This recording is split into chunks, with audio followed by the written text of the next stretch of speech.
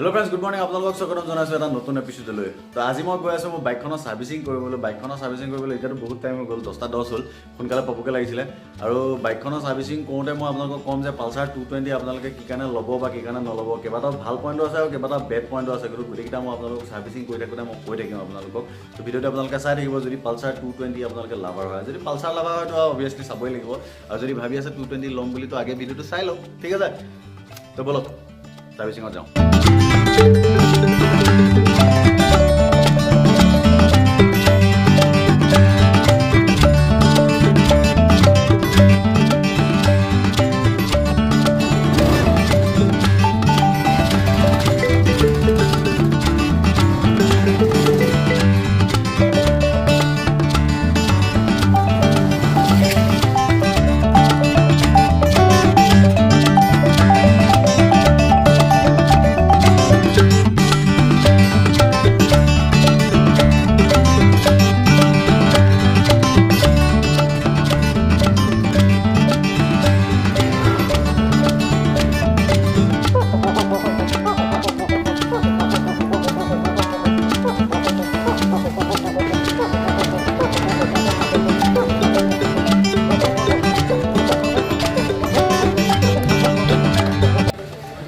Just আহি পেলাই dealer পাইছোঁ ইয়াৰ সাৰ্ভিসিঙৰ চেণ্টাৰ।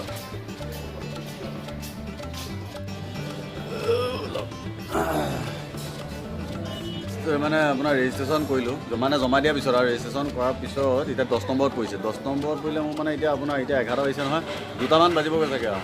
আকৌ লগৰ এটাক লগ পালোঁ, ইয়াক লগ পালোঁ, ইও সাৰ্ভিসিঙত আহিছে। ইয়াৰ আকৌ সাৰ্ভিসিং এতিয়া নহ'ব বোলে, ছেকেণ্ড সাৰ্ভিসিং নহ'ব নহয়। ডেটেই পোৱা নাই, ডেটতকৈ আগে আহিছে। মোৰ আকৌ ডেট গুচি গ'ল, মই ডেটৰ পিছতহে আহিছোঁ। বাজি হওক, আজি মেকানিকো নাই বোলে, কিবা হ'ব ঠিক নাই আৰু।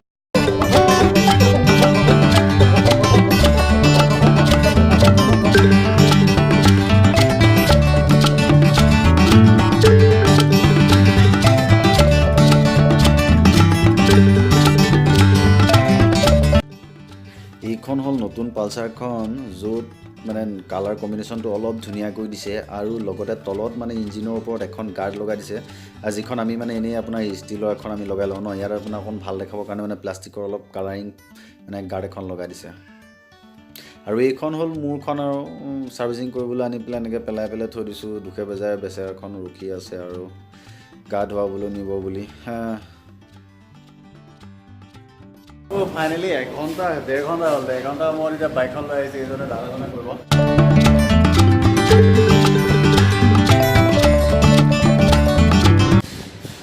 জাষ্ট ওলাইছে সাৰ্ভিসিঙৰ পৰা, এই মাত্ৰ এতিয়া 2 ঘণ্টা ওপৰত হ'ল, এতিয়া ওলাইছে। এতিয়া বলক যাওঁ, এতিয়া আমি ডিছকাছ কৰিম 220 5টা গুড পইণ্ট আৰু বেড পইণ্ট। অ'কে বলক।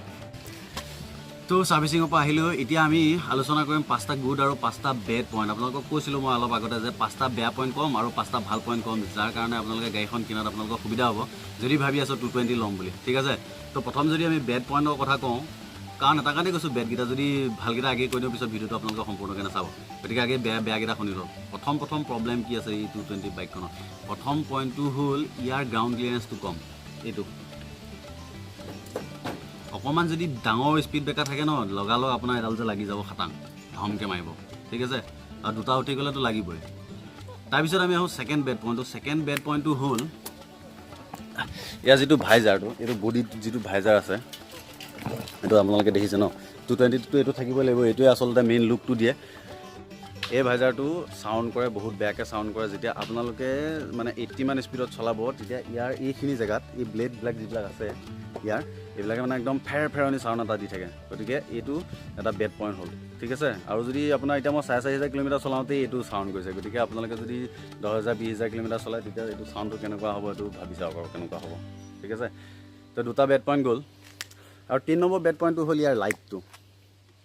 ইয়াৰ লাইটটো খুবেই ভাল, লাইটৰ পোহৰ খুবেই ভাল, লাইটৰ পোহৰ খুবেই ভাল। কিন্তু লাইটটো যে নুঘূৰে, এইটো হ'ল মোৰ নিজৰ পাৰ্চনেল এক্সপিৰিয়েঞ্চৰ পৰা কৈছোঁ। বাকীকেইটাওতো মোৰ পাৰ্চনেল এক্সপিৰিয়েঞ্চেই, কিন্তু এইটো মানে একদম মানে মই পূৰা পাইছোঁ। কি হ'ল, যেতিয়া আপোনাৰ মানে টাৰ্ণিং থকা ৰাস্তাত যেতিয়া যাওঁ, মানে আপোনাৰ গুৱাহাটীত হওক বা লং জাৰ্ণিত আপোনালোকে যদি যায়, মানে টাৰ্ণিং থকা ৰাস্তাত কি হয়, লাইটটো বিশেষকৈ ৰাতি মানে কি নুঘূৰাৰ কাৰণে কি হয়, ওচৰত মানে পোহৰটো মানে নপৰে বা ছাইডত পোহৰবিলাক নপৰে। ছাইডত পোহৰবিলাক নপৰাৰ কাৰণে কি হয়, দেখা পোৱা নাযায়। আৰু দেখা নাপালে কি হয় গম পাইছে আৰু, ঠিক আছে?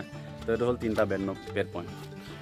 আৰু 4 নম্বৰ বেড পইণ্টটো হ'ল ইয়াৰ যিকেইখন মিৰৰ আছে এইকেইখন ভাইজাৰটো কপে গতিকে মিৰৰ কেইখন অভিয়াছলি কপিব গতিকে পিছ চাইডে আপোনাৰ কি আহি আছে একো দেখা নাপায় ঠিক আছে তো গতিকে এইটো এটা মানে মেইন বেড পইণ্ট কাৰণ পিছফালে যদি কি আহি আছে আমি দেখা নাপাওঁ তো আমাৰ অলপ অসুবিধা সৃষ্টি হয় আৰু 5 নম্বৰ যিটো পাঁচ নম্বৰ বেড পইণ্টটো হ'ল ব্ৰেকত আপোনাৰ ABS নাই যিহেতু 220 cc গাড়ী নিশ্চয় ABS থকাটো প্ৰয়োজন আছিলে কিন্তু এতিয়া নতুনকৈ আহিছে ABS থকা 220 গতিকে ABS থকাখন যদি লয় মোৰ এটা বেটাৰ হ'ব কিন্তু যদি নন ABSখন লয় তাৰ প্ৰব্লেমটো কি হ'ব মই কৈছোঁ যেতিয়া আপোনালোকে বেছি স্পীডত গৈ পেলাই ঘপকৈ ব্ৰেক মাৰি দিব ন ব্ৰেক মাৰি দিয়াৰ লগে লগে কি হ'ব পিছ চকাটো চুচৰি যাব গতিকে পিছ চকাটো যদি চুচৰি যায় অলপ মানে কণ্ট্ৰল কৰাটো অলপ অসুবিধা হয় গতিকে সেইটো আপোনালোকে নিজে যদি কণ্ট্ৰল কৰি ৰাখিব পাৰে তেতিয়াহ'লে দেন অ'কে ন' প্ৰব্লেম ঠিক আছে আমি যদি বদনামে কৈ থাকোঁ অলপ বেয়া কথা হ'ব ন গতিকে অলপ ভাল নামো গাওঁ তো পালচাৰ নাম হি কাফিয়ে গম পাইছেনে নাই গতিকে পালচাৰৰ নামেই কাফি কাৰণ 2007 চনত লঞ্চ হৈছিলে আৰু এতিয়ালৈকে চলি আছে 220 মানে কিবা এটাতো ভাল আছে ন সেইকাৰণে চলি আছে গতিকে যাৰ চখ আছে ল'ব পাৰে মই যিহেতু বেড পইণ্ট কৈছোঁ তথাপিও মই ভালেই পাওঁ গতিকে মোৰ নিচিনা যদি কোনোবা আছে তো ল'ব পাৰে অ'কে ন' প্ৰব্লেম তাৰ পিছৰ গুড পইণ্টটো হ'ল প্ৰথমটো ক'লোঁ নাম হি কাফিয়ে তো 2 নম্বৰত আহিলে ইয়াৰ গুড পইণ্ট ইয়াৰ যিটো চিটিং পজিশ্যন আপোনালোকে য'ত এনেকৈ বহিব ন এই বহাৰ যিটো পজিশ্যনটো আৰু হেণ্ডেলৰ যিটো পজিশ্যন এইটো খুবেই ভাল আপোনালোকে যিমান দূৰ যদি আপোনালোকে ৰাইড কৰে ন তেতিয়াও আপোনালোকৰ মানে